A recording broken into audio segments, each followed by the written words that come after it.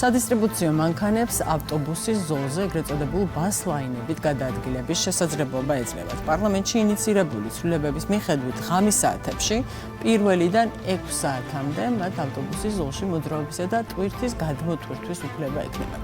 რამდენად პასუხობს ეს ცვლილება დისტრიბუციის სექტორის მოთხოვნებს, რა პრობლემების წინაშე დგას ბიზნესი და რა გავლენას ახდენს ეს გამოწვევები პროდუქციის ფასზე და ასევე მიწოდების ჭერჭუზე.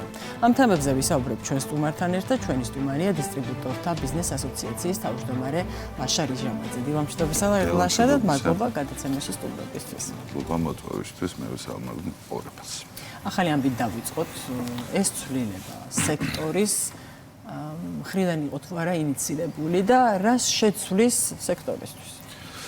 1-დან 6 საათამდე ბასლაინით გადაადგილება. პირველ რიგში დავიწყებდი იმით, რომ რა თქმა უნდა ნებისმიერი სახის ცვლილება, რომელიც ამსუბუქებს გარკვეულწილად ამა თუ იმ სექტორის ან მისი ნაწილის თუნდაც უმნიშვნელო თუ საკმაოდ დიდის საქმიანობას, ოპერირებას და ხელს უწყობს იმ ბიზნეს პროცესებს, რომელსაც ახორციელებს, რა თქმა უნდა მისასალმებელია. უბრალოდ რაც შეეხება უბრალოდ რაც შეეხება ბასლაინზე ღამის საათებში 1-დან 6-მდე გადაადგილების შესაძლებლობას, ზოგადად სადისტრიბუციო ბიზნესი, ანუ ადგილობრივი მწარმოებლები და დისტრიბუტორები დროის ამონაკვეთში მიწოდებას არ ახორციელებს 99-98%, მოდი ესე ვთქვათ. ის 1% რეალურად არის შიდა ლოგისტიკური გადაადგილება, მაგალითად საცალო ქსელური მარკეტების, როდესაც მათთვის შეიძლება შედარებით ეს იყოს დადებითი გამომდინარე იქიდან, რომ ფიზიკურად არ მოუწევთ შორი მანძილიდან პროდუქციის ხელით მიტანა.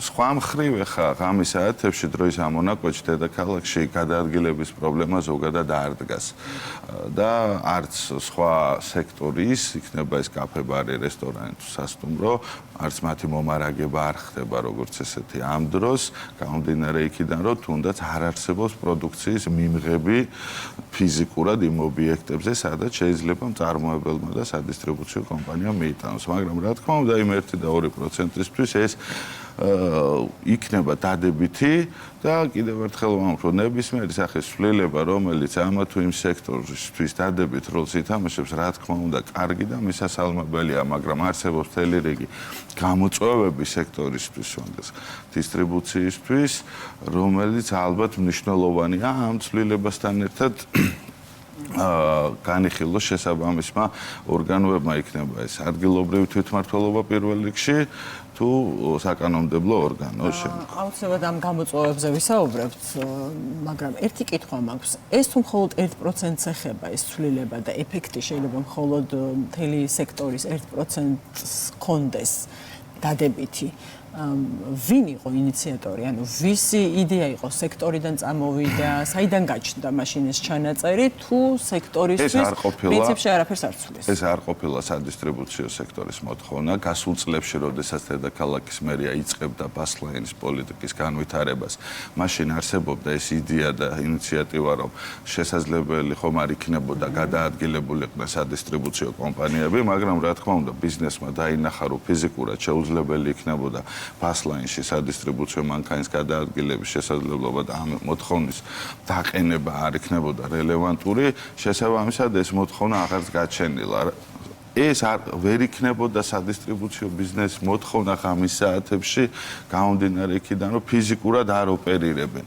მაგრამ კიდევ ერთხელ ვამბობ, მაგალითად საცალო ვაჭრობის ქსელური ობიექტები, ანუ მარკეტებისთვის შიდა ლოგისტიკის კუთხით გარკვეული მცირე რაოდენობის მაღაზიების მომარაგება ხდება და მათთვის ეს დადებითი იქნება, მაგრამ სექტორისთვის როგორც ესეთი, ეს არ ყოფილა წარმოების და სადისტრიბუციო კომპანიის მოთხოვნა, რომ ღამის 1-დან 6-მდე ყოფილიყო. ჩვენ სხვა ტიპის მოთხოვნები გვაქვს, სხვა ტიპის თხოვნა გვაქვს, როგორც ადგილობრივ თვითმმართველობასთან, ასევე აღმასრულებელ ხელისუფლებასთან და ვიმედოვნებთ, რომ ამ მიმართულებით იქნება გადადგმული ნაბიჯები და ეს საკითხები მათ შორის დავაყენეთ საპარლამენტო კომისიაზე განხილვებისას, როდესაც იყო ფასების კომისია.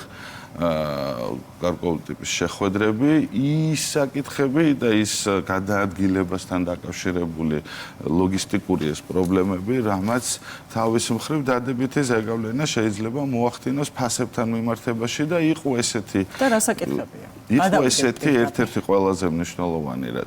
ზოგადად პარკირება რამდენად წვავედ დგას ეს, რა თქმა უნდა, ყველასათვის ნათელია, მაგრამ განსაკუთრებით ბიზნესისთვის, რომელიც ოპერირებას დაკავშირებულია ყოველდღიურ ტრანსპორტის გადაადგილებასთან და პროდუქციის მიწოდებასთან.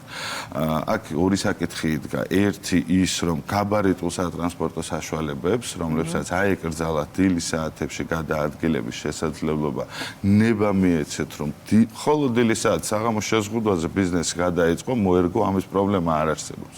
უბრალოდ დილის საათებში გადაადგილების შეზღუდვამ და იმ შესაძლო ჯარიმამ, რომელსაც თავი უნდა აირიდოს ბიზნესმა, გამოიწვია ბევრი კომპანიისთვის მილიონობით ლარის ინვესტირების აუცილებლობა, დამატებით სატრანსპორტო საშუალებების შეძენა, დამატებითი კადრების აყვანა, დამატებით საწვავის ხარჯი, ცვეთა, ასე შემდგომ. ეს დიდი გაბარიტი კიდე ერთხელ ეს გაბარიტი გახლავთ 3 ტონა ნახევარზე ზევით ნებისმიერ სატრანსპორტო საშუალება და კომპანიები, რა თქმა უნდა, როდესაც იზრდებიან, ყველა ცდილობს, რომ ხარჯების ოპტიმიზაციისთვის მაქსიმალურად შედარებით მოზრდილ სატრანსპორტო საშუალებით მოახდინოს გადაადგილება, რომ ამით გარკვეული დაზოგოს ის ხარჯი, რა ხარჯით წარმოეშვება ტრანსპორტისა და ხელფასის მიმართულებით.